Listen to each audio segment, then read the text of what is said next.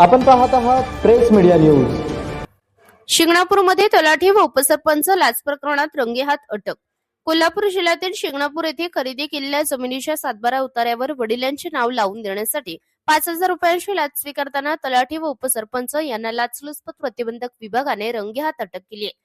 या कारवाईमुळे महसूल आणि ग्रामपंचायत प्रशासनात मोठी खळबळ उडाली आहे।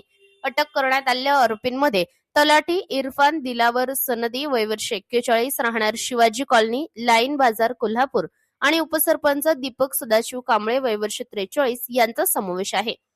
लाचलुचपत प्रतिबंधक विभागाने दिलेल्या माहितीनुसार तक्रारदाराने खरेदी केलेल्या जमिनीच्या सातबारा उतार्यावर वडिलांचे नाव लावण्यासाठी तलाठी कार्यालयात अर्ज केला होता। त्यावेळी उपसरपंच दीपक कांबळे यांनी तलाठीकडून काम करून देण्यासाठी सुरुवातीला 10,000 रुपयांची लाच मागितली। नंतर तडजोडी अंती 5,000 रुपये देण्याचे ठरवण्यात आले।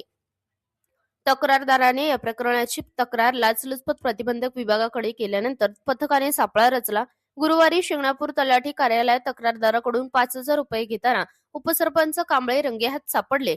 तसेच तलाठी सनदी यांचाही या प्रकरणात सहभाग आढळून आला। यानंतर पथकाने तलाठी कार्यालयाची तसेच आरोपींच्या अंगाची व वाहनाची झडती घेतली।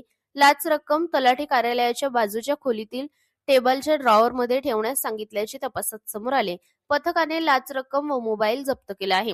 या प्रकरणी करवीर पोलीस ठाण्यात भ्रष्टाचार प्रतिबंधक अधिनियम कलम 7 व 7 अंतर्गत गुन्हा दाखल करण्याची प्रक्रिया सुरू असून आरोपींच्या शिंगणापूर व कोल्हापूर येथील घरांची झडतीही घेण्यात येत आहे।